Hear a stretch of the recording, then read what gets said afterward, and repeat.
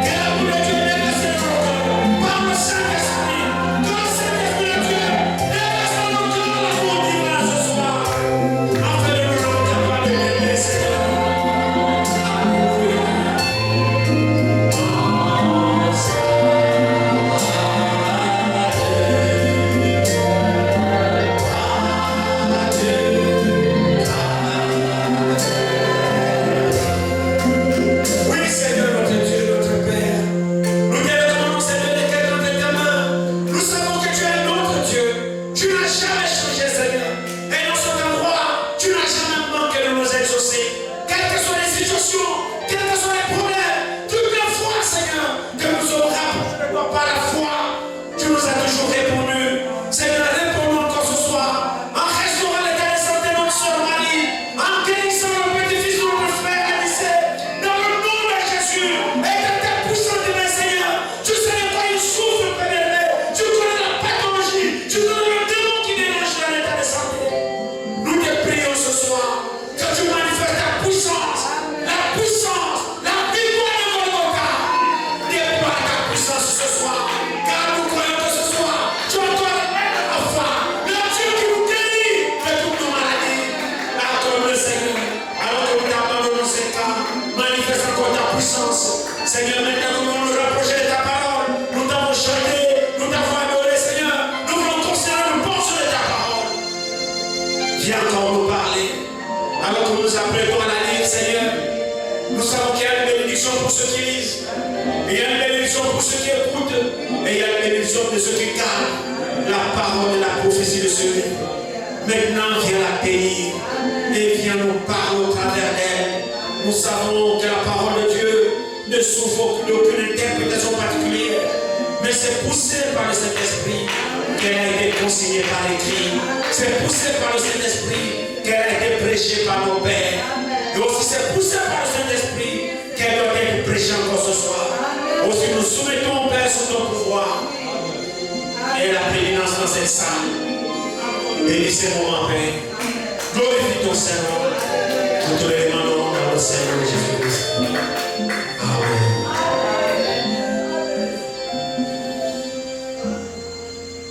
Que Dieu vous bénisse. Prenons nos Bibles dans le livre de Juges. Juges au 16e chapitre.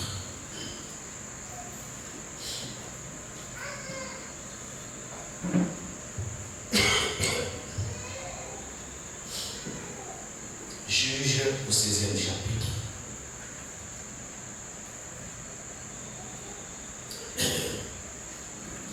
Vous pouvez lire chez vous à la maison tout le chapitre 16, livre de Juges.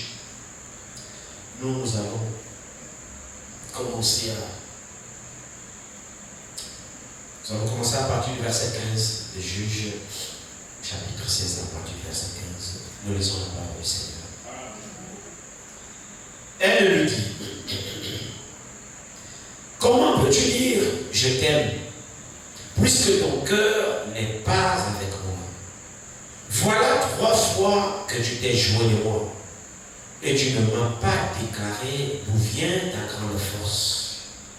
Comme elle était chaque jour à le tourmenter et à l'importuner par ses instances, son âme s'impatienta à la mort.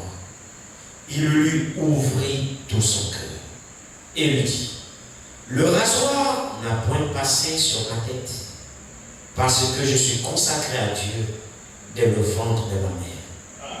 Si j'étais rasé, ma force m'abandonnerait. Je deviendrais faible et je serais comme tout autre homme. Délila, voyant qu'il lui avait ouvert tout son cœur, envoya appeler les princes des Philistins et leur fit dire: montez cette fois-ci, car il m'a ouvert tout son cœur. Et les princes des Philistins montèrent vers elle et apportèrent l'argent dans leurs mains. Elle l'endormit sur ses genoux, et ayant appelé un homme, elle rasa les 7 tresses de sa tête, de la tête de Samson. Et commença ainsi à le dompter, il perdit sa force. Elle dit à l'homme: les Philistins sont sur toi, Samson. Et il se réveilla de son sommeil et dit: je m'en tirerai comme les autres fois, et je me dégagerai. Il ne savait pas que l'Éternel s'était retiré de lui. Les Philistins le saisirent et lui crevèrent les yeux. Ils le firent descendre à Gaza et le lièrent avec des chaînes et des reins. Ils tournaient la meule dans la prison. Cependant, ses cheveux recommençaient à croître depuis qu'il avait été rasé.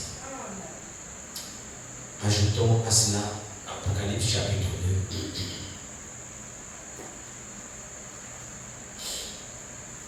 Apocalypse chapitre 2. Commençons verset 21. Apocalypse 2, à partir du verset 21. Je lui ai donné du temps afin qu'elle se répande, et elle ne veut pas se repentir de sa débauche. Voici, je vais la jeter sur un lit et envoyer une grande tribulation à ceux qui commettent adultère avec elle, à moins qu'ils ne se répandent de leurs œuvres. Je frapperai à mort ses enfants, et de toutes les églises, et toutes les églises connaîtront que je suis celui qui sonde les reins et les cœurs. Et je rendrai à chacun de vous selon ses œuvres. Amen. Que le Seigneur ajoute la bénédiction et Dieu de sa parole. Pouvez vous asseoir. Frère, tu peux nous mettre au tableau le Nazaréen. Que Dieu vous bénisse tous. J'espère que vous vous sentez bien. La grâce de Dieu nous a encore localisés ce soir et nous sommes encore heureux de faire partie de ces privilégiés, ce petit troupeau que le Seigneur garde jalousement et qu'il chérit et qui nous conduit, ce petit troupeau, dans les verts pâturages parce qu'il nous aime tant. Combien nous le sommes encore reconnaissants parce que nous savons tous que nous n'avons rien fait pour mériter la grâce qui est sur nous. Et si nous connaissons ce que nous connaissons jusqu'à ce soir, nous sommes conscients que c'est sa grâce. Et nous savons que la grâce de Dieu n'est pas quantifiable. Elle n'est pas estimable parce que Dieu a fait grâce à nous autres qui ne la méritions pas. Et si nous a fait grâce, c'est parce qu'il nous a aimés. Amen. Alors ce soir, nous voulons encore saisir l'occasion qu'il nous accorde pour pouvoir effectivement comprendre quelle est sa volonté, ce qu'il attend de nous. Parce que chaque jour, quand il nous adresse la parole, nous savons qu'il vise un but. Le but du Seigneur, c'est vraiment nous sortir de ce monde, nous laver complètement, nous purifier totalement, parce qu'il a réservé les grandes choses pour nous. Ces grandes choses, c'est qu'il est allé nous préparer une place. Et lorsque ce serait prêt, il viendra nous prendre. Le Seigneur a résolu de nous sauver. Le Seigneur a résolu que nous puissions passer l'éternité avec lui. Nous savons que nous ne l'avons pas corrompu et aucun homme ne peut corrompre Dieu. Mais c'est simplement sa grâce merveilleuse. Et nous voulons, le Seigneur veut que nous puissions comprendre ces choses. Le Seigneur veut que nous puissions réellement saisir la grandeur de son amour et ce qu'il veut de chacun de nous. Et lorsque nous venons dans sa maison, comme nous le lisons ici, ce n'est pas par habitude, ce n'est pas par formalisme, ce n'est pas parce que chaque mercredi soir, nous sommes conviés à être ici, chaque vendredi soir, nous sommes conviés à être ici, chaque dimanche matin, ça n'a rien à voir. Nous devons comprendre pourquoi nous venons ici. Amen. C'est parce que nous savons que ceci est sa maison. Et ceci est son tabernacle. Et ceci, c'est l'endroit par lequel, là où il nous parle. Et chaque fois que nous venons ici, nous recevons de lui quelque chose. Une parole qui sort de son trône. Et chaque parole de Dieu qui nous adresse a un but accompli. Selon ce qu'il y a dans Ésaïe. Et ceci est réellement vrai, mon frère, ma soeur. Vous savez, Dieu n'est pas un politicien. Lorsque chaque fois nous venons dans la maison de Dieu et que les prédicateurs dans la présence du Seigneur nous apportent quelque chose de la part de Dieu, c'est Dieu qui nous parle. Et lorsque ce Dieu nous parle, c'est ce qu'Ésaïe alors déclare, il dit que ma parole, Dieu dit, ma parole, moi l'Éternel, ne sort pas de ma bouche et retournez à moi près de lui. Amen. Non. Dieu, lorsque Dieu sort sa parole, lorsque nous sommes ici et qu'une prédication est apportée sous onction, sous inspiration, alors nous croyons que c'est force, certainement, c'est que Dieu veut que nous écoutions en ce jour. Et si c'est ce que Dieu veut que nous écoutions en ce jour, alors Dieu sait le but qu'il vise en nous parlant de la sorte. Alors, lorsque la parole de Dieu sort, Dieu sait pourquoi il sort cette parole. Dieu sait pourquoi il nous parle de la sorte. Dieu sait pourquoi il nous donne un tel message. C'est parce qu'effectivement, Dieu sait le besoin de chacun de nous. Et lorsque Dieu prononce sa parole, c'est qu'il vise un but bien précis. Et lorsque cette parole est sortie de la bouche de Dieu, dit la Bible, sa parole ne retourne pas à Dieu bredouille. Dieu dit, elle ne revient pas à moi sans avoir accompli les desseins dessein pour lequel je les fais sortir. Or, toi comme moi ici, nous devons comprendre que lorsque Dieu nous parle, Dieu vise un dessein. Amen. Et Dieu dit que lorsque cette parole sort, la parole de Dieu, c'est la vie de Dieu. Amen. La parole de Dieu, c'est la volonté de Dieu. Et Dieu a tout créé par la parole. Quand vous retournez dans la Genèse, la Bible dit, Dieu dit que la lumière soit et la lumière fut. Alors la Bible dit, ma parole qui est sortie de ma bouche ne revient pas à moi sans effet, sans avoir accompli le but pour lequel je l'ai fait sortir. Donc chaque fois que Dieu parle, il faut que le but soit atteint. Alléluia. Je ne sais pas si vous le réalisez, frère. Chaque fois, à moins que ça ne soit pas Dieu qui parle. D'accord. À moins que ce soit des discours humains. À moins que ce soit la pensée humaine. Mais si c'est la parole de Dieu, et que c'est Dieu qui parle, comme il a dit, ils parleront au travers des autres hommes. Donc si c'est Dieu qui parle, alors il sait pourquoi il parle. Et s'il sort une parole, il dit à lui derrière la parole. Et lorsque Dieu laisse échapper sa parole, frères et sœurs, croyez-moi, la parole qui est sortie de la bouche de Dieu a été rendue. Amen. Parce que dans la parole de Dieu, il y a la vie de Dieu dedans. C'est pourquoi la parole est une semence. Lorsque Dieu la sort, elle doit être plantée dans le cœur de ceux qui reçoivent. Et si vous la recevez, frère, il faut que le but soit atteint. Mais ça, c'est sûr et certain. Quand la parole de Dieu sort, il y a la vie à l'intérieur. Et le cœur qui la reçoit, le but pour lequel Dieu l'a fait sortir, Dieu va l'accomplir dans le cœur de celui qui l'a reçu. Alors nous, quand nous venons ici, et que Dieu nous adresse la parole, Dieu vise un but. Le but de Dieu, c'est de nous sauver. Le but de Dieu, c'est de nous sauver éternellement avec lui. Le but de Dieu, c'est de nous sortir de ce monde. Le but de Dieu, c'est que nous puissions avoir rien à voir à faire avec les choses de ce monde. Donc la parole nous appelle à la séparation. Amen. Alors si la parole de Dieu atteint le but, alors il faut que cette parole-là fasse de l'effet dans le cœur de ceux qui la reçoivent. Amen. Et l'effet doit être visible Amen. et palpable, Amen. évident. Amen. C'est vrai, non? Amen. Nous allons voir un peu ce que la Bible appelle le nazaréat. Le nazaréat, c'est un vœu que l'on fait à Dieu. Un nazaréen, ça c'est l'adjectif. Le nazaréen ou le nazaréat, c'est une consécration. C'est un vœu que l'on fait à Dieu.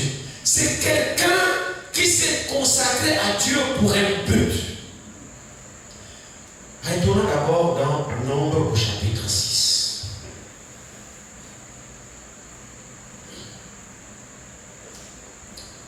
Nombre chapitre 6. Commençons au premier verset de Nombre chapitre 6. L'Éternel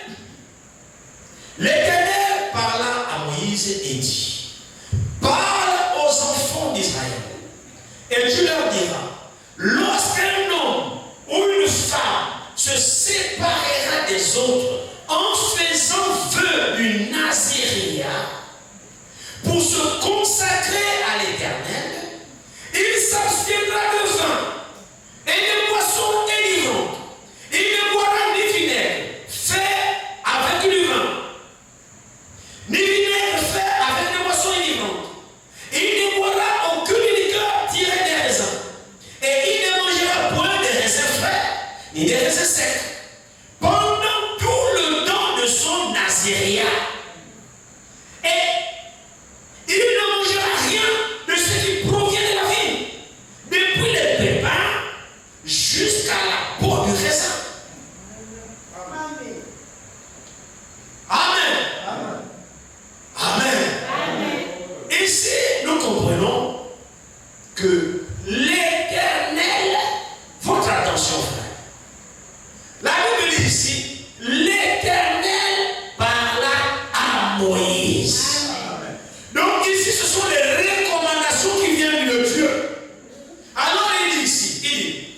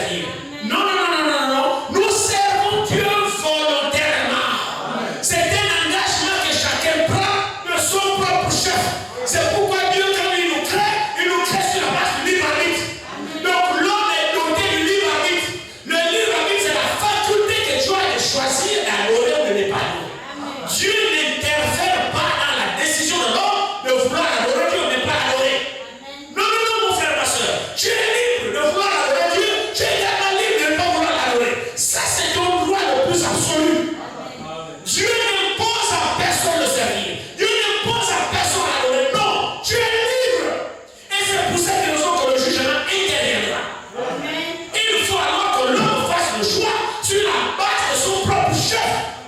Et il faut que le libre que l'on prendra, il va falloir que Dieu n'influence pas la décision de l'homme. Sinon, il ne pourra pas être un juste juge. C'est absolument important pour chacun de comprendre que lorsque nous venons pour servir Dieu, ce n'est pas une question de forcer, ce n'est pas une question d'imposer, ce n'est pas une question de suivi.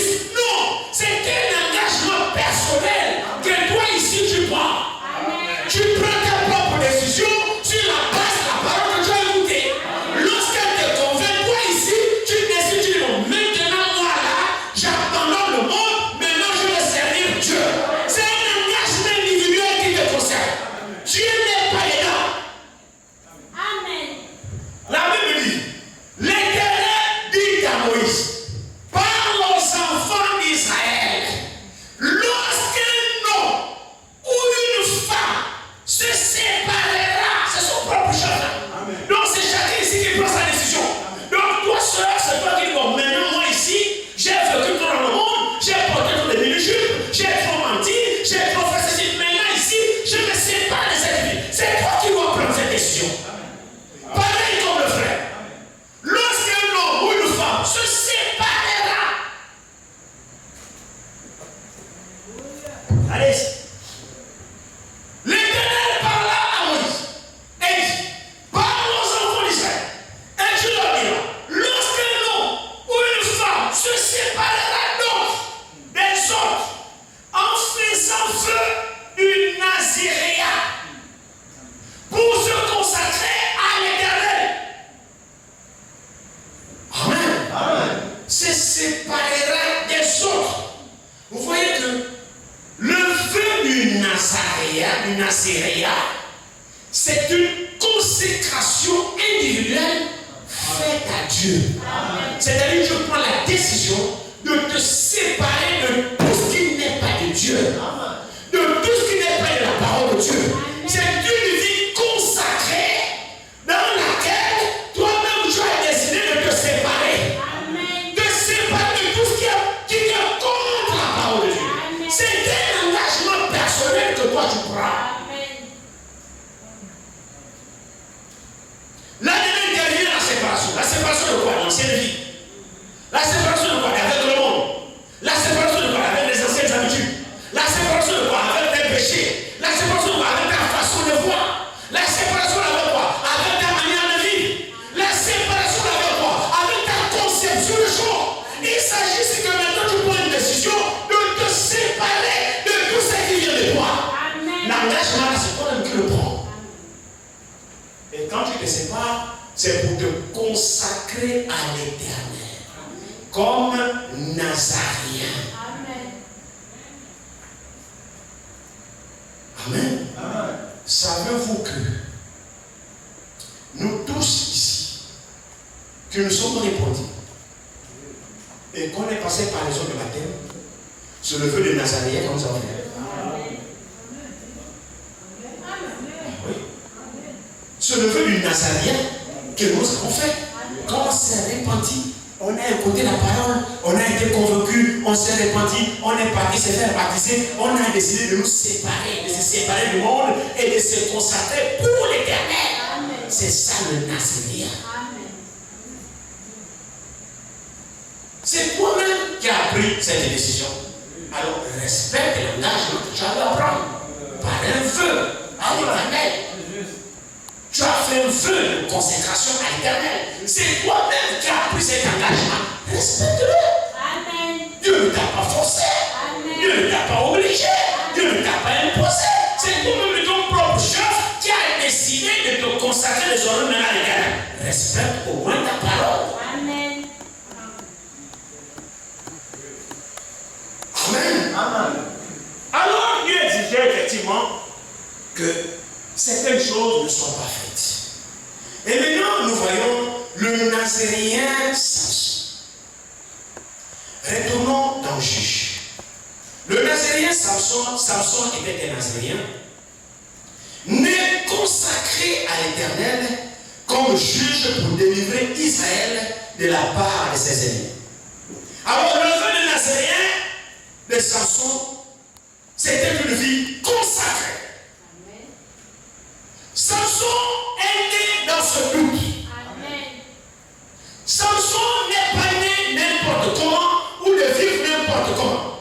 La vie de Samson avait un but bien précis. C'était qu'il soit consacré à l'Éternel.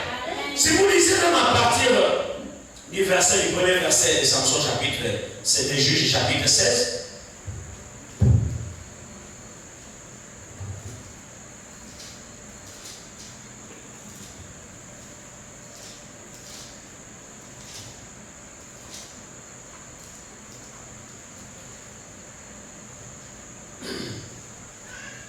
Regardez ici.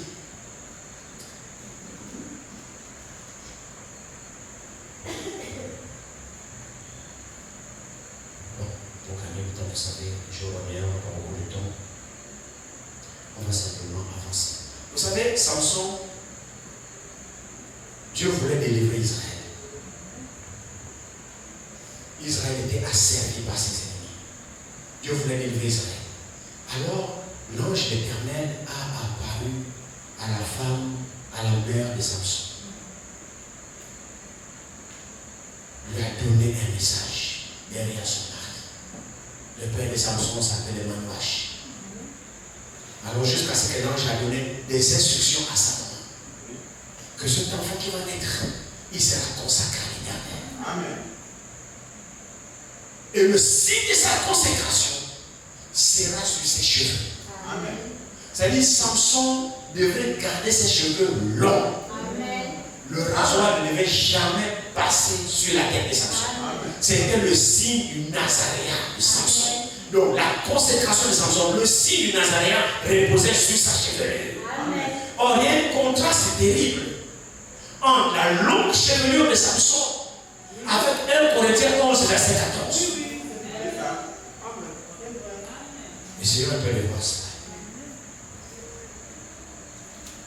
1 Corinthiens 11, verset 14, où Paul enseigne sur la chevelure. Avec un autre précis. Il dit, commençons au verset 13 de 1 Corinthiens 11, il dit, jugez en vous-même, est-il convenable qu'une femme prie Dieu sans être voilée? La nature elle-même ne vous enseigne-t-elle pas que c'est une honte pour l'homme de porter des cheveux longs, mais que c'est une gloire pour la femme d'en porter parce que la chevelure lui a été donnée comme voile. Amen. Amen. Donc nous voyons ici que la femme doit avoir de longs cheveux parce que la chevelure lui a été donnée comme voile.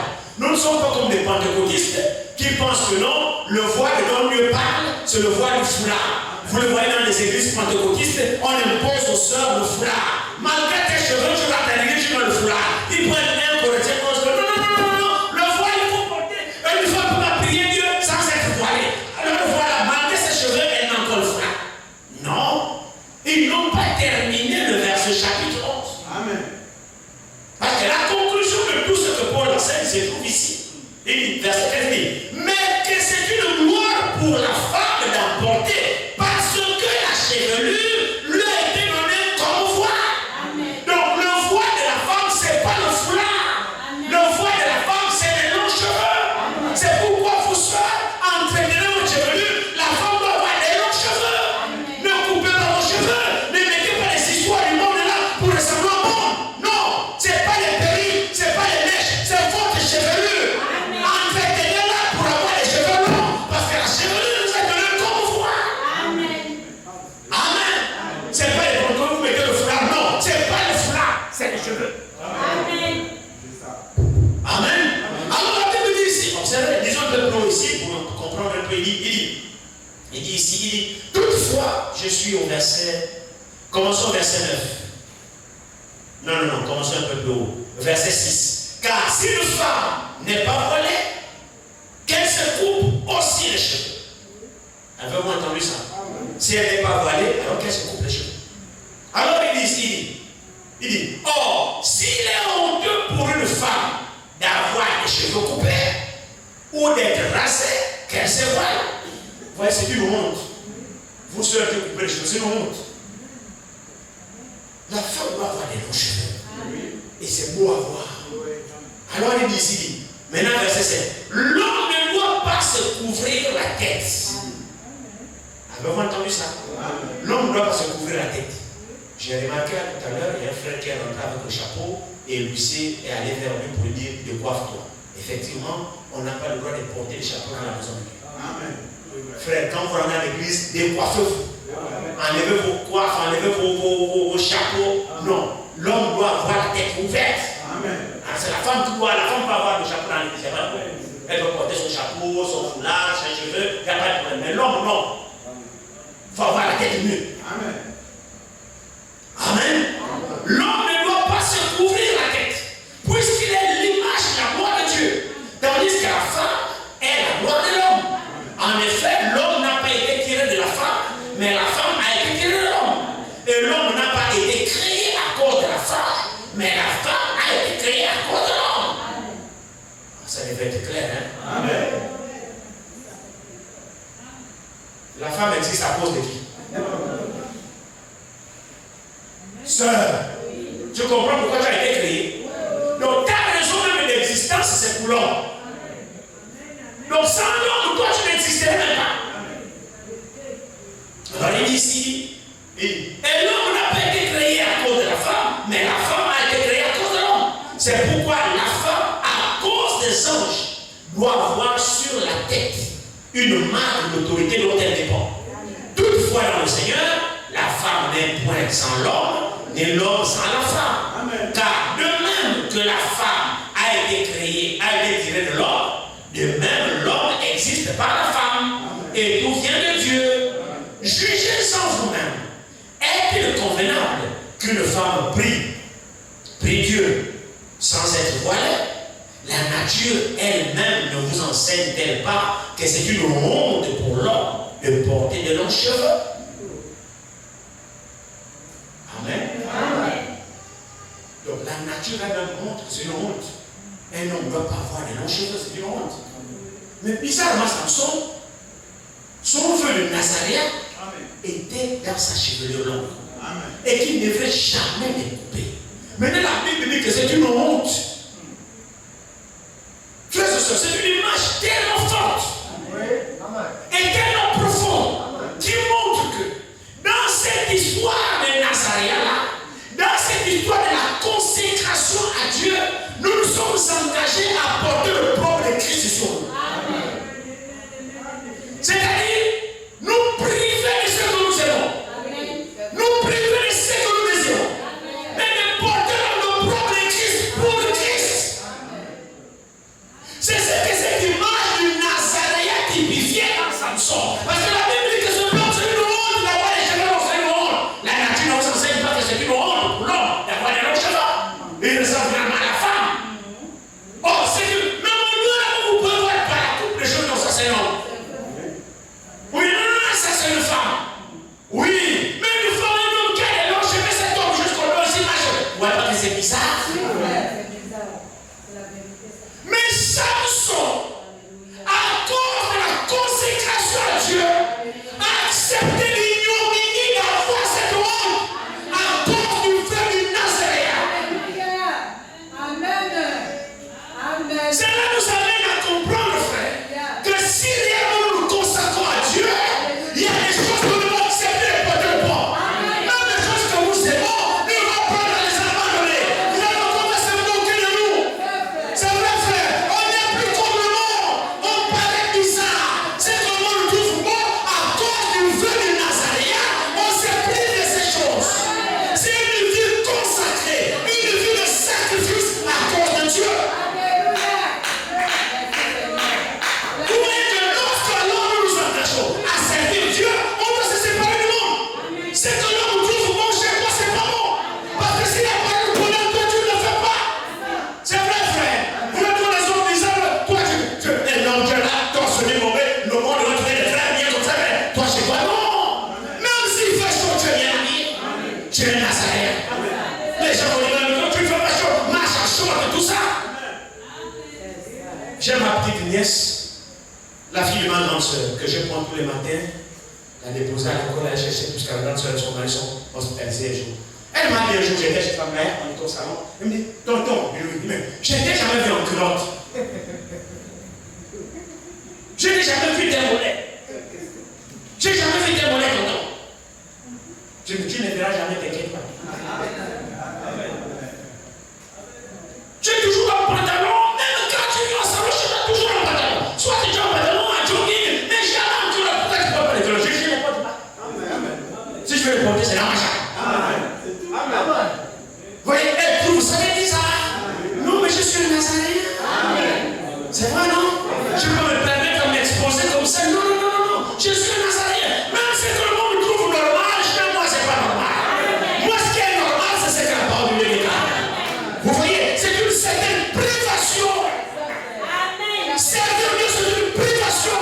Les choses comme que vous aimez, mais que la parole qu'on a, tu portes le corps de Christ. C'est une vie de sacrifice. Comment vous allez vouloir plaire à Dieu et plaire à tout le monde? C'est pas possible. Alors Samson est obligé de porter le poids d'avoir les cheveux comme une femme. Il n'avait pas le choix. Oh, c'était ma chasse au cœur de lui. Oh, c'est un homme qui a les cheveux comme ça. Tous les soirs, on avait les cheveux courts. Mais Samson seul avait les cheveux. On se moquait de lui, c'est pas grave. Sa consécration était dans les cheveux. Aussi longtemps qu'il porte le corps de Christ, Christ est avec lui. Aussi longtemps qu'il s'est accepté la moquerie, Christ est avec lui. Oh, Samson devait garder son secret jalousement. Samson devait comprendre qu'il n'est pas comme le reste des hommes. Samson devait comprendre qu'il n'est pas comme les autres garçons. Non, la vie de Samson était une vie consacrée différente. As-tu compris que ta vie est différente? As-tu compris que ta vie est à part? As-tu compris que tu ne dois pas ressembler aux autres? Non, tu es un Nazaréen.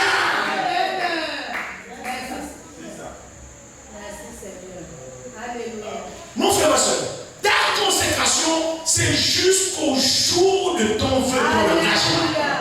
C'est vrai, non? Alors, notre engagement, c'est jusqu'à ce que Dieu vienne nous prendre. On ne doit pas enlever le Nazaréen. Jusqu'à ce que Dieu vienne. Notre vie doit être consacrée. Amen. C'est les choses que nous sommes appelés à pouvoir comprendre. On doit comprendre ces choses. Vous ne pouvez pas vouloir plaire au monde et plaire à Christ. Non. Les jeunes soeurs, les jeunes filles, vos condisciples en classe, c'est bon que vous parce que vous êtes naturels. Portez le peuple de Christ. Dites-leur, je suis une Nazaréenne. Oh, mais toi, tu es là, tu portes les pantalons, tout ça. Je suis une Nazaréenne. Je suis né consacré pour mon Dieu. J'ai pris l'engagement pour servir mon Dieu. Oh, mais tu ne trouves pas que tu n'as pas les boucles d'oreilles, tu ne frises pas les cheveux. Je suis une Nazaréenne. Ne vous intimidez pas aux autres.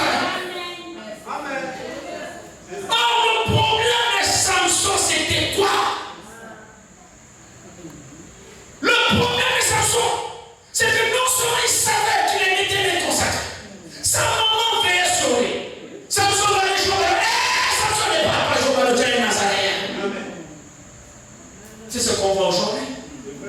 Tu prends ton enfant, tu l'esclaves à ça. Il est en train de jouer au ballon. Mais ton enfant est après être Nazaréen, mais avec un bon modèle philistin. Sachez ce que vous voulez. Élevez vos enfants selon la parole de Dieu. Frère, notre vie, c'est une vie de consécration de tous les jours. À partir du moment où c'est répandu dans la pluie de la terre, nous avons signé le pacte du Nazaréen. Oui, frère, je le crois. Acceptez le problème de Christ. Acceptez d'être compris. Acceptez d'être moqué. Acceptez d'être raillé à cause de Christ. Oh, mais écoutez un verre. Je dis non, je ne l'écoute pas. Alléluia. On a eu un véritable Nazaréen dans cet temps de la fin. On a eu un véritable Nazaréen dans l'âge adolescent. C'était le messager de l'âge. C'était un Nazaréen. C'est vrai, non? Dès sa naissance, là où j'en parle. Dans la cabane où il est né la colonne de feu. Charles raconte avec Méda. Oh, quand il est né, on a fait le nettoyer, on l'a mis dans le berceau, la lumière est rentrée par la seule fenêtre de la cabane. Waouh! C'est resté sur le petit bébé suspendu. Charles était vivant. Méda ne priait pas. Il ne connaissait rien du surnaturel. Mais il voit souvent des choses bizarres sur leur bébé. Le premier-né. Où il est voilà. La lumière vient. Machin, suspendu sur lui. On raconte ça. Comment il est? de ça à 200. Branham se souvient des visions qu'il a eues à 200. Il vous raconte des visions qu'il a eues dès l'âge de 200. Toi ici, tu peux le dire ce que tu as eu à 200. À 7 ans, il marchait. Et puis il passait par l'air pour arriver dans sa maison quelque part des choses passaient. Il faut maintenant un tourbillon dans l'air. Il a dit bon, c'est peut-être le vent. Il s'approche. Et puis ça bouge, lumière dans le bois. Et puis le bois lui part. Il dit quoi? À 7 ans. Ne touche pas le feu. Ne fume pas. Ne bois pas. Ne souille ton corps d'aucune manière. Le Nazareth. Car j'ai une œuvre à accomplir avec toi pour t'attendre, tu seras plus grand.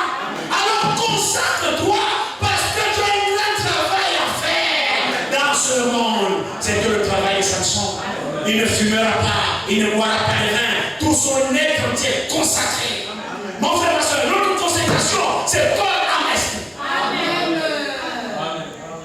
Même notre corps, Dieu le veut.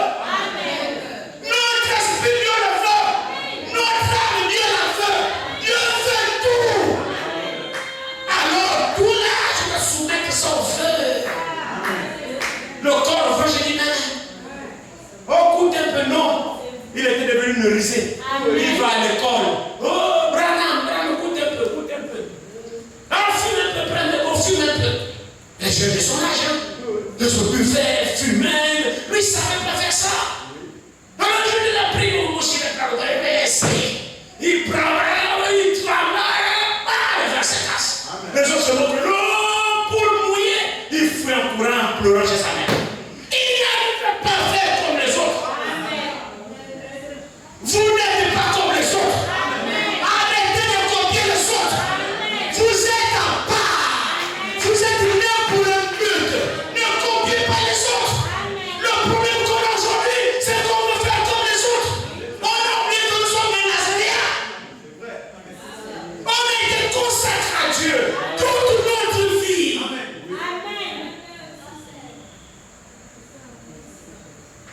Alors Samson, à un moment donné, il a trouvé des lilas, une Philistine. J'ai dit un Samson. Il n'y avait pas de femmes en Israël. Il n'y a pas de femmes en Israël. Celle que tu as trouvée sur le païen là. Sœur. Il n'y a pas de frères en Israël. Donc l'homme que tu as trouvé sur le Philistin là. Oh non, tu sais, je vais l'amener à l'église. Et il est bon, il prie bien, il est mieux. Quand je lui parle, je suis une chrétienne. Il a dit, amène-moi à ton église. Sinon, il est bien. Il est très bien. Amen. C'est incroyable. C'est toi maintenant qui vas le convertir. Toi, tu peux convertir. Vous voyez que c'est faux. On est déjà dans le camp de l'ennemi. On a déjà été séduit. On cherche seulement à arrondir les angles. En fait, on vient incliner Dieu à notre décision. Mais toi, tu as déjà traversé la frontière. Du fait même que tu ailles là-bas, c'est déjà faux. Amen. Pareil comme le frère. Tu vas là, tu me païen. Non, tu sais, machin. Non. Tu commences par les techniques qui viennent à l'église. Elle n'est même pas encore née de nouveau. Elle vient là après le premier mois, tu dis déjà, bon, c'est déjà une soeur, elle est soeur. Tu as fait des plans là-bas, tu l'amènes à l'église. Des attachements. Frère, nous avons affaire à Dieu. Amen. Ce que nous faisons, ça va nous rattraper. Amen. Ne vous inquiétez pas, ce niveau. Ça va vous rattraper. Dieu reste Dieu de sa parole. Amen. Alors Samson a aimé Delilah, une Philistine. Oh, quels sont les Philistins? Qu'est-ce qu'ils sont les Philistins? Les Philistins sont des ennemis jurés d'Israël. Amen. L'homme philistin, c'est des ennemis jurés d'Israël. Quand je parle de le Philistin, le fait que ne comprennent pas. Ce sont des ennemis jurés d'Israël. Oh, nous sommes Israël spirituellement parlant. Les Philistins, c'est les païens. Amen. Ce sont des ennemis jurés. Les Philistins n'ont jamais fait la paix avec Israël. Amen. Le Philistin, c'est qui cherche à détruire le juif.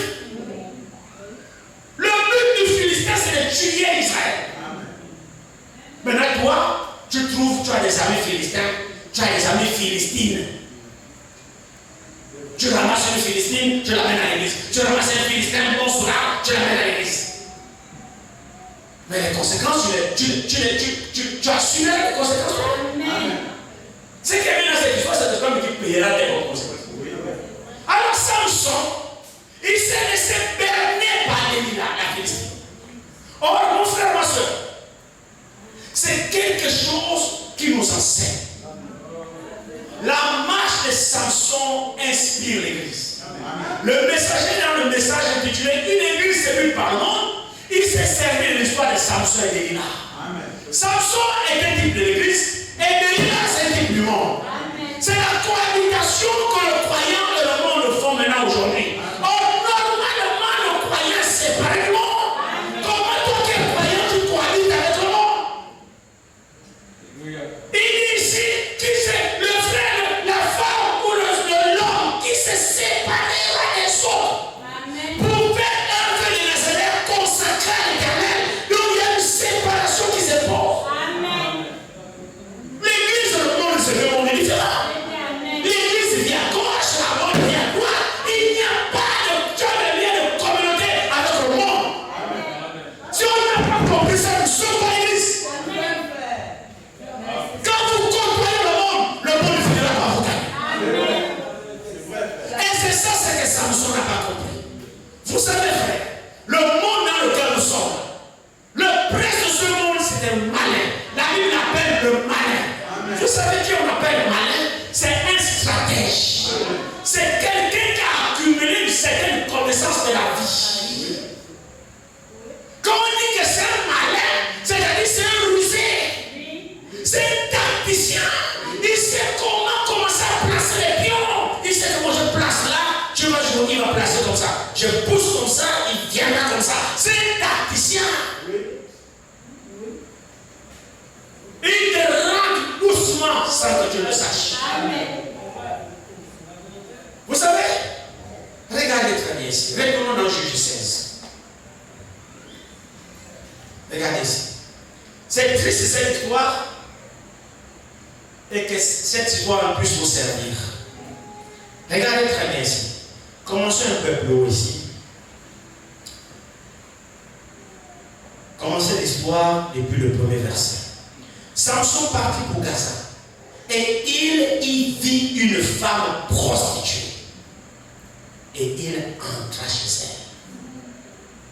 Frère, là c'est les frères. Vous qui ne voulez pas crever vos yeux, vous qui ne voulez pas percer vos yeux, vous qui ne voulez pas devenir aveugle, Samson, né nazaréen, consacré à l'Éternel, roi de Dieu, juge d'Israël, libérateur du peuple de Dieu. Le peuple de Dieu avait son espoir sur Samson. Samson incarnait l'espoir d'Israël. Samson incarnait l'espoir du peuple juif. Parce que le peuple juif était massacré. Alors Samson est né dans le but de délivrer Israël de la part de ses ennemis. Et Dieu lui a donné une certaine capacité de pouvoir mener à bien cette mission-là.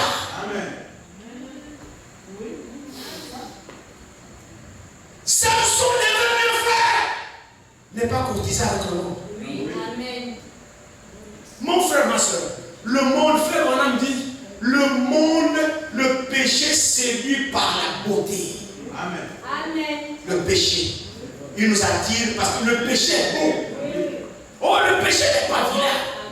Non, le péché n'est pas vilain. C'est pourquoi on tombe parce qu'il est beau.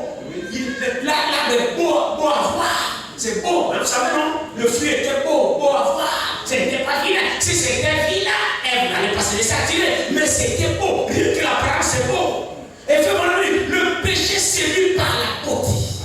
Tout ce qui est beau attire. C'est pourquoi notre Seigneur était tout sauf beau les autres. Amen. C'est pourquoi il n'attirait pas.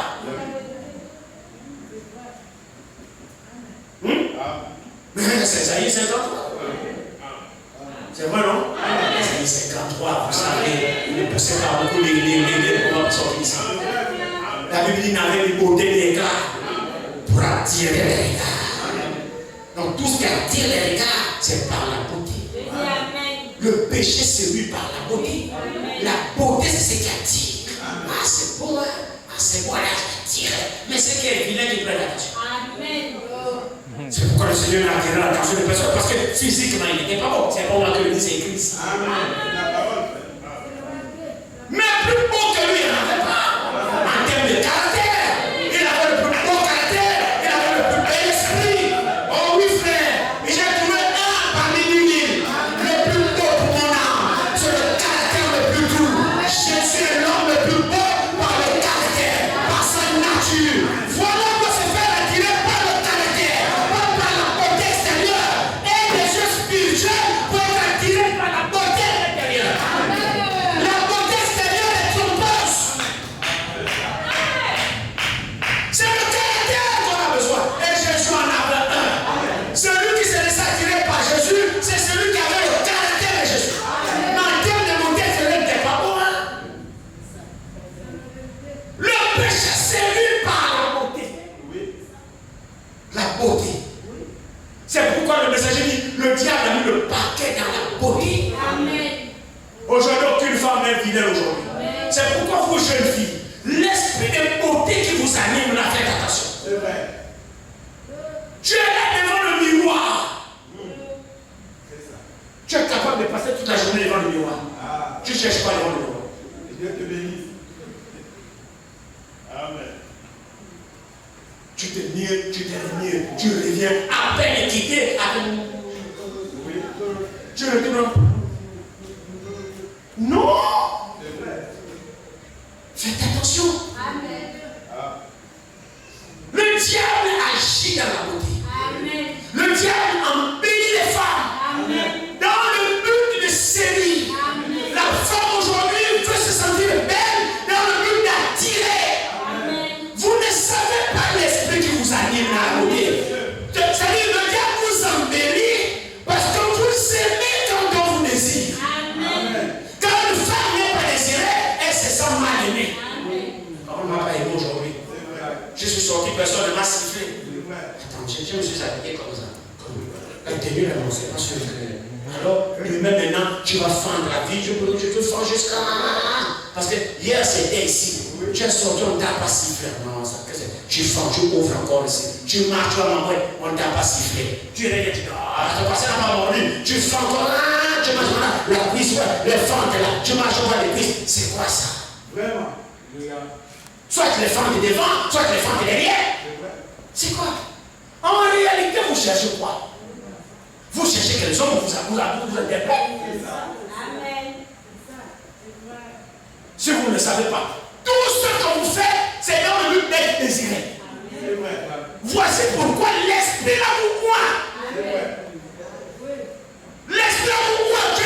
Tu fais la coiffe comme ça, tu défais. Non, là je ne sens pas bien. Tu enlèves encore. L'heure où tu t'arrives, parce que tu ne descends pas encore belle, tu changes encore, tu prends le fil, tu confonds, tu l'envoies ici à côté. Je regarde. Non, je ne suis pas belle. Tu défais. Tu cherches quoi? Va à l'église. Non, parce que tu veux te sentir belle. Dieu te bénisse. Il faut que tu vois que oui, non, là ça va. Mais en réalité, c'est pas toi. Tu veux que non, tu parles à la place des hommes. Amen. Non, là, on va pas m'apprécier comme ça. Là, oui, d'accord. Là, comme ça, le Philistin, là, il faut que tu tombes dans mon piège. Vraiment. Ou bien tu calcules un frère. Non, le frère, là, ça ne monte pas jusque-là. Oui. Tu fais tout, tu bosses, tu vises le frère. Le frère est beau, mais de plein ne me regarde pas. Tu fais tout pour attirer dans ce frère. C'est le diable. Amen. Amen. C'est le diable. Il n'y a rien de mieux dans ça. C'est vrai. Vous savez, une fille de Dieu ne se comporte pas de manière à se faire remarquer. C'est un mauvais esprit. Une fille de Dieu dans l'église, elle est facile. Elle vient s'asseoir dans son berceau de part. Tu veux qu'on te voit. Tu veux marquer ta présence. Tu veux attirer le frère qui ne te regarde pas. C'est pourquoi si le frère est dans le groupe là, tu fais tout pour être dans ce groupe là.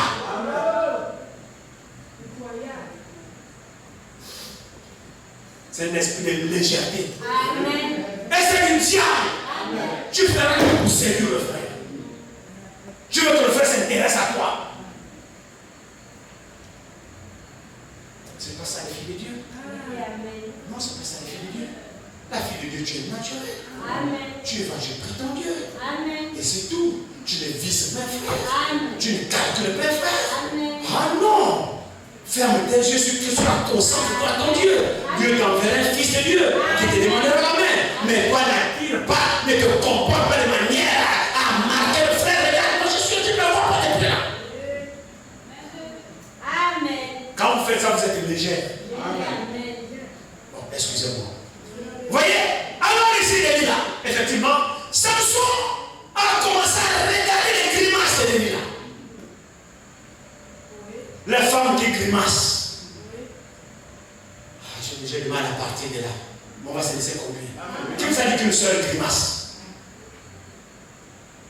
Une seule grimace va y avoir les frères. Vous savez bien, mes frères et sœurs. Nous devons nous consacrer à Dieu et servir notre Dieu. Rien que votre comportement, on peut lire la légèreté. Je m'adresse aux sœurs. Rien que votre comportement, on peut voir la légèreté.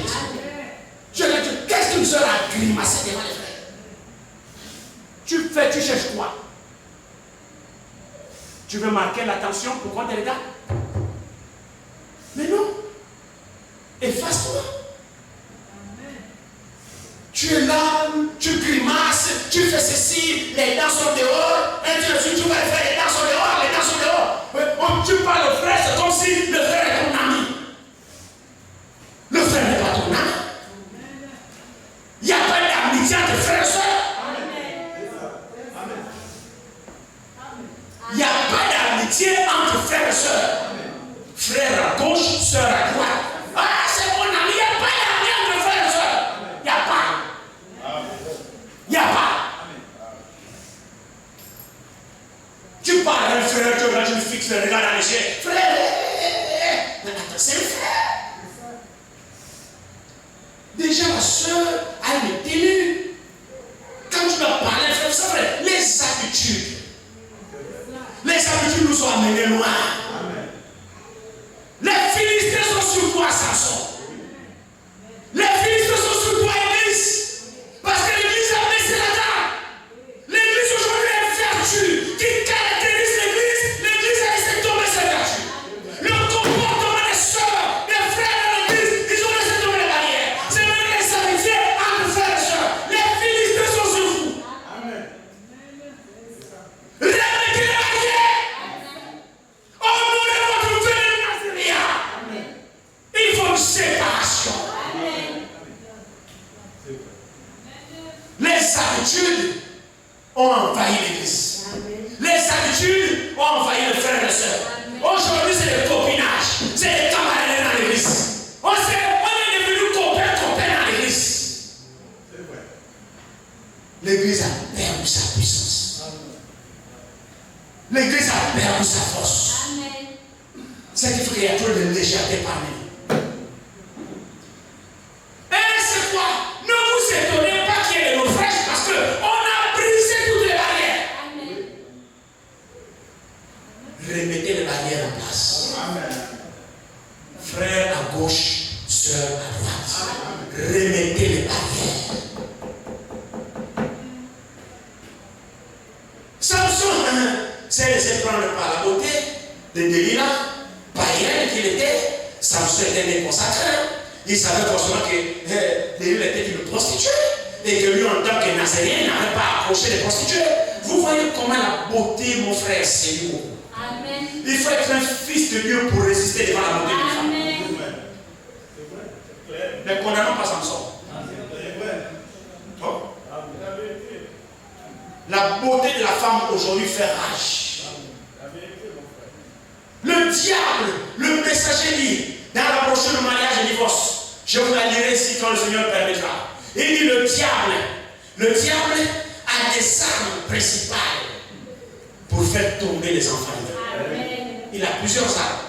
Mais l'arme principale de Satan pour renverser le Fils de Dieu, c'est la femme. Amen. L'arme principale. C'est que la bombe atomique que Dieu te bénisse. Tu vas me arracher ça. C'est ce que je voulais dire. Que Poutine, les gens jouent avec Poutine, ils ne savent que Poutine a l'arme fatale. Continuez à que Poutine vous allez pas. C'est lui qui a la plus grande bombe atomique du monde. C'est Poutine, la Russie. Les États-Unis, zéro. D'abord, la 6e vision, ça non? La 7e vision, vous savez non? Nous sommes certainement en plein dans l'accomplissement de la 6e vision. Déjà, le débat de Kamala Harris, les premiers sondages montrent qu'elle a plafonné non? Le débat a eu lieu hier. Elle a passé le test. On dit qu'elle a été vainqueur du débat. Maintenant, est-ce que c'est la 6e vision de la femme présidente des États-Unis? Est-ce que c'est la 6e vision du prophète? Pour l'interrogation. Si c'est ça, alors il n'en reste qu'une. La 7e, c'est quoi? Les États-Unis vont en éclat, bombardés par la Russie. Mais là encore, nous pouvons voir que le dispositif est déjà en place. Les États-Unis ne font que pousser, faire sauter des lignes rouges. La co-belligérance, vous vous souvenez, non? Ils ont déjà donné des avions F-16, ils offrent des missiles. C'est-à-dire que chaque mois, ils font sauter, ils font sauter, jusqu'à ce qu'ils vont pousser Poutine à bout. Et Poutine n'est pas dupe. Poutine sait que ce sont les États-Unis qui sont en guerre contre lui au travers de l'Ukraine. Poutine le sait. Bon, j'en sais rien. Est-ce que c'est le dispositif, l'accomplissement de la 7e vision qui se met en place? Allez-y, comprends. Frères et sœurs, il n'y a plus de temps. Quand l'église voit ça, mais l'église va bouger le monde dehors. Frère, c'est le moment de laisser derrière tout le monde. C'est le moment, frère, de te laisser attraper par les paupières de l'église. Oh. Peut-être avant on avait le temps. Mais frère, si vous voulez mon avis, frère, avec ce qui se passe là, je vous assure, frères et sœurs, je ne me prononce pas sur les jours, je me prononce sur les dates, mais selon, vous savez, le messager a prêché un message intitulé les événements modernes rendus clairs par la prophétie. Cherchez cette brochure, lisez-la. Les événements modernes, là, je ne sais pas au niveau politique, au niveau sécuritaire, rendus clairs par la prophétie. Donc, ce qui se passe là, c'est la prophétie. Quand vous lisez la prophétie, vous voyez les événements modernes éclaircissent la prophétie. Et vous, quand vous voyez les événements modernes, c'est encore le moment là de fraterniser avec le monde. Une église séduite par le monde. Samson est un type parfait de cette église qui a perdu ses gâches. Comment ça a commencé? J'espère qu'on va y arriver. Samson partit pour Gaza. Il y vit une femme prostituée et il entra chez elle. On dit aux gens de Gaza, Samson est arrivé ici et il environnait. Et c'était en embuscade toute la nuit à la portée de la ville. Il restait tranquille toute la nuit, disant, au point du jour, nous le tuerons. Samson demeura couché jusqu'à minuit. Vers minuit, il se leva et il saisit les battants de la porte de la ville et les deux poteaux les arracha avec la barre, les mit sur ses épaules et les porta sur le sommet de la montagne qui est en face de nous.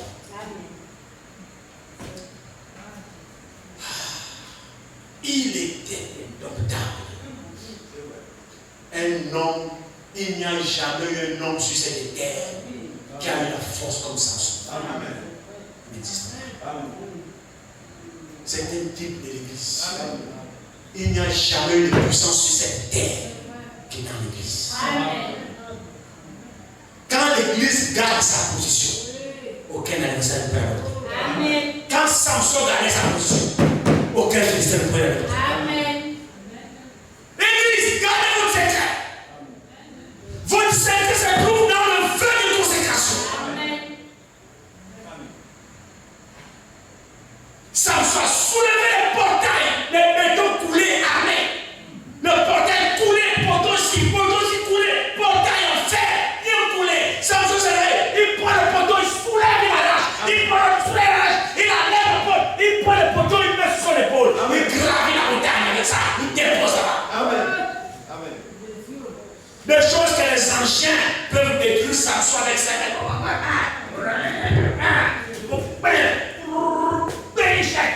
Oui, amen. C'est vrai. Le Philistin. Ah! C'est vrai. Oh oui, frère. Amen.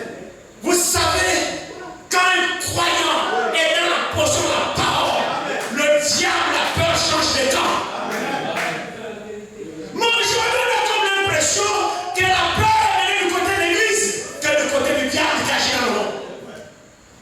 Or, dans les anciens temps, la peur était dans le monde. Le monde craignait l'église.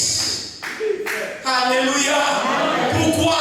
C'est pas que l'église est... Non. La puissance de l'église, il vient de sa consécration. La force de l'église vient dans le respect du feu de Nazaréen. La consécration de l'église consiste dans sa séparation des choses du monde. Amen. Dans l'église, on ne trouve pas les choses du monde. Amen. Le comportement du monde, le langage du monde, le parler du monde, la vie du monde. Il n'y a rien dans l'église. Ils sont séparés. Déjà, le mot ecclésia veut dire mise à part. Sortir hors d'eux. Nous sommes dans le monde, mais nous ne sommes pas du monde. Amen. Nous vivons dans le monde, mais extérieur au système de vie du monde. Amen. Mais c'est vrai, frère, nous devons coloniser le monde par notre système de vie. Mais quand le monde nous colonise, en fait, on n'est pas sorti du monde. Amen. C'est ce qui est arrivé avec Samson.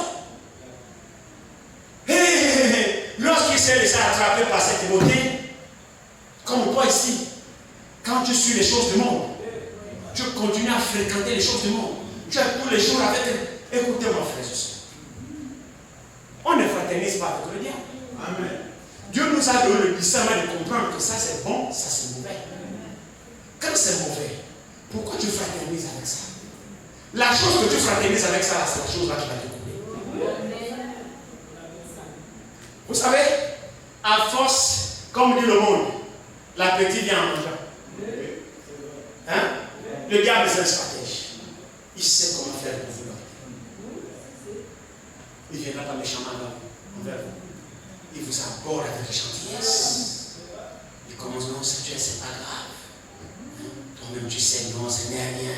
C'est juste que j'étais seulement salué.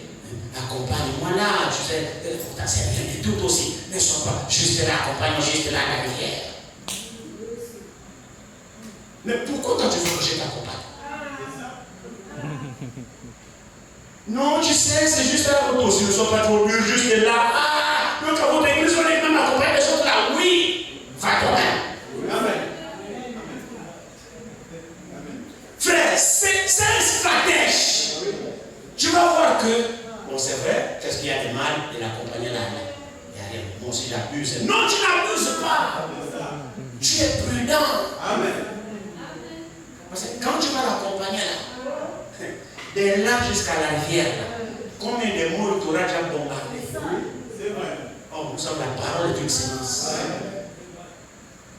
Bon, tu sais, normalement, tu as fait de là, tu m'as commencé, tu as fait quoi? Il n'y a rien. Toi, tu t'abuses un peu. Bon, demain, maintenant, accompagne maintenant, on le voyait rallonge. Aujourd'hui, c'était jusqu'à la rivière.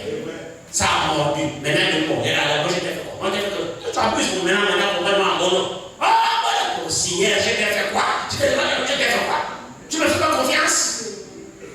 Bon, c'est seulement juste un mot là. Oui, c'est seulement juste un mot là. Juste un mot. Vous réveillez. Je t'ai mangé. Demain, maintenant, c'est jusqu'à la quartière. Je veux que vous suivez. C'est-à-dire, il vous grignote petit à petit. Il cherche à vous séduire. Amen. À vous dompter. Oui, monsieur. Et pour vous dompter, il doit développer une stratégie. Il sait ce qu'il fait. Amen. Il commence à vous déplacer petit à petit de votre territoire. Frère, quand vous serez séduit, vous ne vous rendez pas compte que vous êtes séduit. Et si vous remarquez très bien, c'était à la base des petits compromis. Petits compromis. Les choses que toi tu trouvais des petits là, c'est même des grandes choses. C'est pourquoi la Bible dit, soyez fidèles dans des petites choses, et Dieu vous en confiera des grandes. Les petites choses là, c'est quoi? Ce n'est même pas celui du pouce de terre.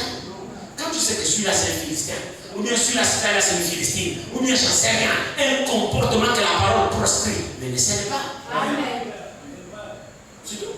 Frère, oui frère. Oh non frère, c'est bon. Ça là non, c'est bon. Oh mais non. C'est tout. Oh tu es mauvais, oui. Toi tu es bon. Frères et sœurs, c'est la vérité. Amen. Nous avons un adversaire redoutable. Il nous séduit sans qu'on se rende compte. C'est un adversaire de taille. Notre seule victoire, c'est la reste de la barrière. Et notre barrière, c'est la parole de Dieu. Samson commence à courtiser le monde. Et vous savez, comme je disais, la petite vient en mangeant. Délila a réussi à mobiliser son cœur. Il s'est laissé prendre par la beauté de Délila. Délila a bossé la mine phare. Elle a badigeonné le phare. Moi, les lèvres, oui. Samson, tu me vois? Soyez des Jéhu. Vous savez que c'est Jéhu qui a fini avec Jézabel. Amen. Jézabel est là. Qu'elle a aperçu que Jéhu arrive. Où est le Dieu, frère? Amen.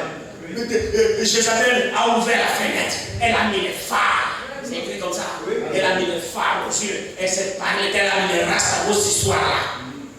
Vos mèches, là, vos perruques. C'est Jézabel qui a commencé avec cette histoire. Elle s'est parlé à la tête. Donc elle dévora sa tête. Elle a mis les phares. Elle a mis les rouges à lèvres. Dans le but de séduire Jéhu. Jéhu, comment tu vas? Tu lui as dit qui? Amen. Jéhu l'a précipité de la fenêtre. Parce que le prophète a dit amen. Les chiens mangeraient sa chair et lécheraient son sang. C'était ainsi dit le Seigneur. Frères et sœurs, ces gens-là sont maudits. Mais c'est la vérité, frère. Le monde est maudit avec tout ce qu'il a. Comment le monde est maudit et toi tu bénis ça? C'est que Dieu a maudit, toi tu bénis comment? Jézabel était maudit par Dieu. C'est vrai, non? C'est que Dieu a maudit un enfant, ne le bénit pas. Le monde est maudit. Il n'y a rien dans le monde, frère. Le monde est anathème.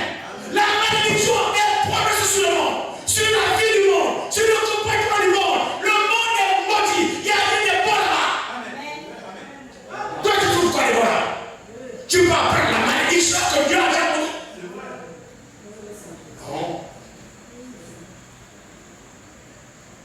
Or, à force de courtiser de Délila, Samson a été capturé. On va terminer, on va aller vite.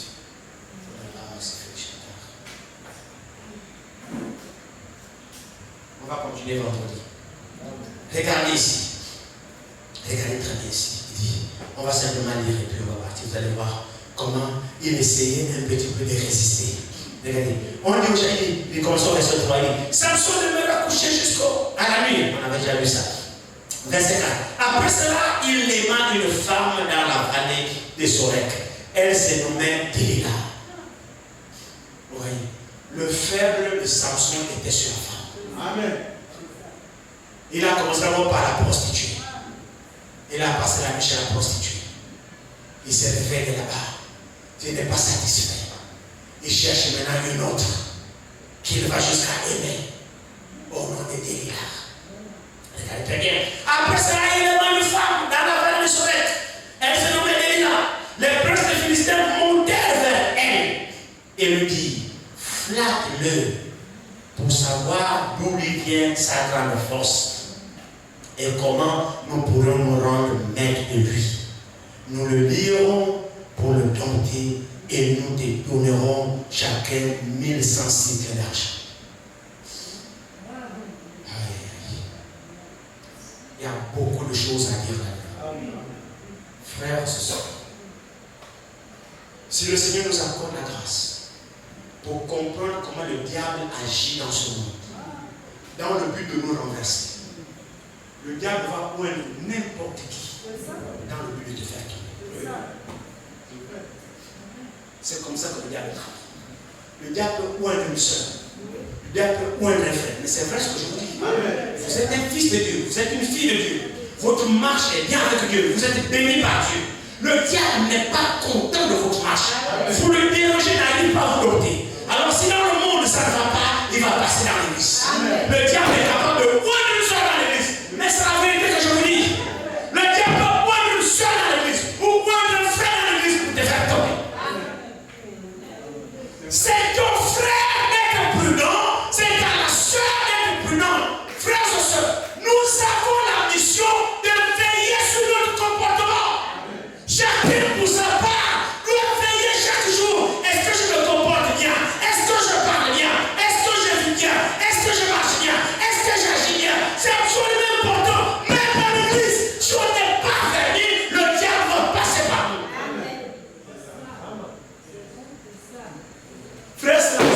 vérité que je vous dis. L'objectif du diable, c'est de nous renverser. Le diable ne sera jamais content quand tu es bon dans la parole. Quand tu es dans la parole comme ça, il n'est pas content.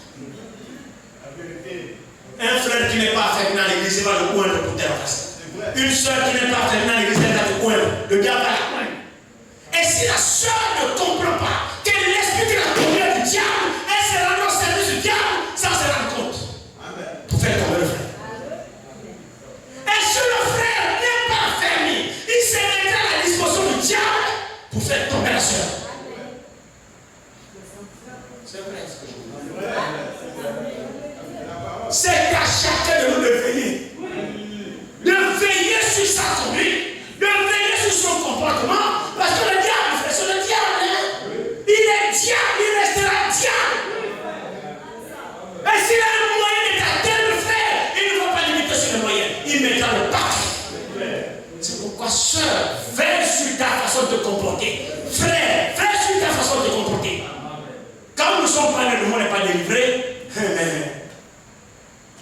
comprenez la suite. Amen. Il viendra petit à petit. Son objectif à lui, c'est de renverser. Et il connaît ta faiblesse. Il connaît ton point faible.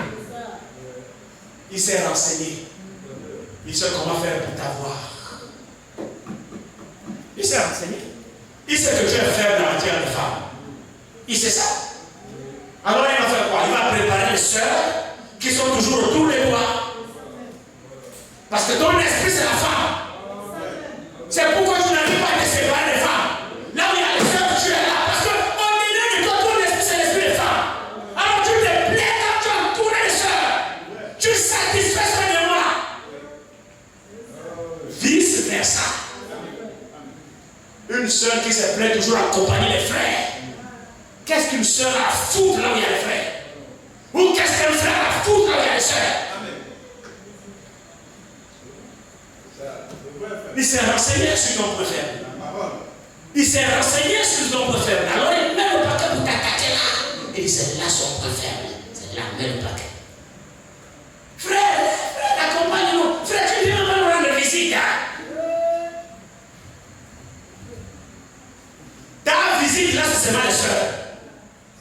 Ta communion fraternelle, c'est seulement les soeurs que tu visites. Tu ne visites jamais les frères. Ton esprit est faux. Amen.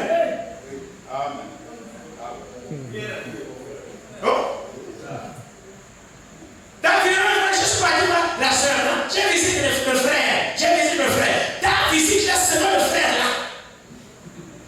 Quand le frère là n'est pas à l'église, tu as appris que le frère là est malade. Non, j'étais là, on a annoncé que le frère malade, je suis parti visiter le frère. Mais tous les frères qui sont malades, tu ne pars jamais les visiter. Pourquoi c'est seulement lui?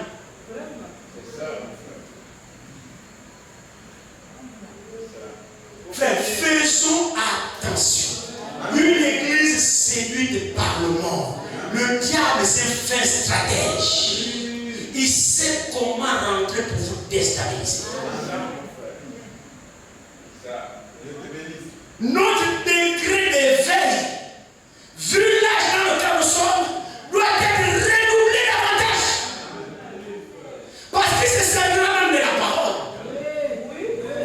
Il viendra même avec la parole pour nous renverser. Bien sûr, mal utilisé. Oui, amen. Une parole sortie de son contexte. Amen. Une église séduite par le monde. Parce que le vœu de Nazareth, elle a fait beaucoup de compromis. Alors ici, il dit, et ici, après cela, il y a une femme dans la vallée de Sorek. Elle se nommait Delilah, l'épreuve de Philistins. Je vais demander à me départir au-delà, mais je crois qu'on va pouvoir arrêter. Il y a beaucoup de choses profondes, on va creuser encore davantage vendredi. Par la grâce de Dieu, parce qu'il y a beaucoup de choses là-dedans. Il faut qu'on décortique ça. Amen. Vous savez, nous sommes au temps du décortiquage.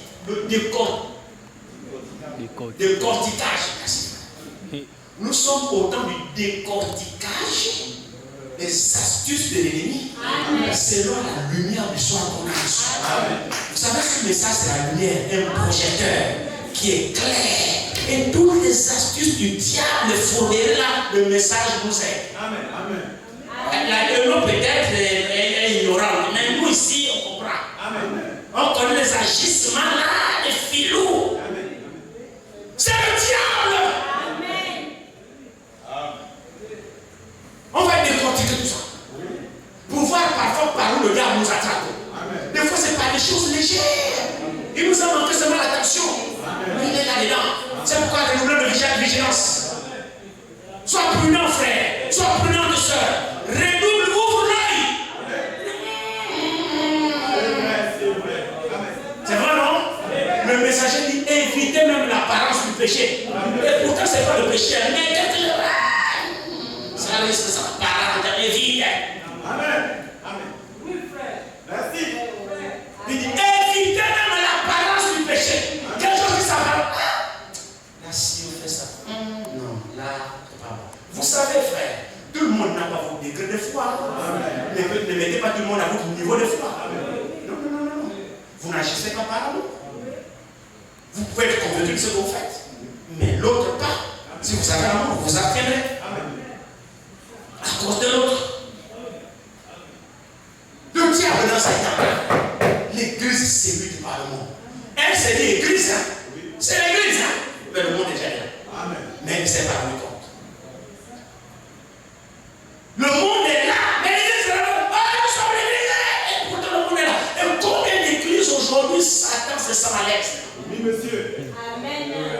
Satan confortablement installé depuis la chair. Jusqu'au dernier va Satan assis. Vous louez les nuits, louez. Vous savez que Satan est Dieu? Oui. Est-ce que vous savez ça? Satan chante. Satan loue. Frère Maran me dit Satan a prêché quand Judas a prêché l'évangile. Non? Satan a prêché plus que la Bible dit que Judas était du malin. C'est vrai, non? Je n'ai perdu aucun si c'est le fils de la perdition. Qui était le fils de la perdition? N'est-ce pas Judas? Il était l'un des disciples du Seigneur, non? Judas était le fils du malin, finalement. Mais Judas est parti prêcher. Judas a chassé les démons. Alors, frère Branham dit Satan prêchait quand Judas a prêché. Satan occupait un poste dans l'église quand Judas était trésorier de l'église. Donc, Satan, c'est religieux. Satan n'est pas un athée. Quelqu'un qui ne croit pas qu'il y a un Dieu, non. Et même Jacques dit tu crois qu'il y a un seul Dieu? Le diable le croit aussi, tremble. Donc, le diable est le premier croyant qu'il y a un Dieu. Sauf que le diable ne se soumet pas à la volonté de Dieu. Le diable, c'est religieux. Le diable va à l'église. Le diable chante. Le diable prêche. Le diable danse. Le diable tombe en transe. Le diable fait tout cela. Mais sauf que la vie du diable ne se conformera jamais là. Amen.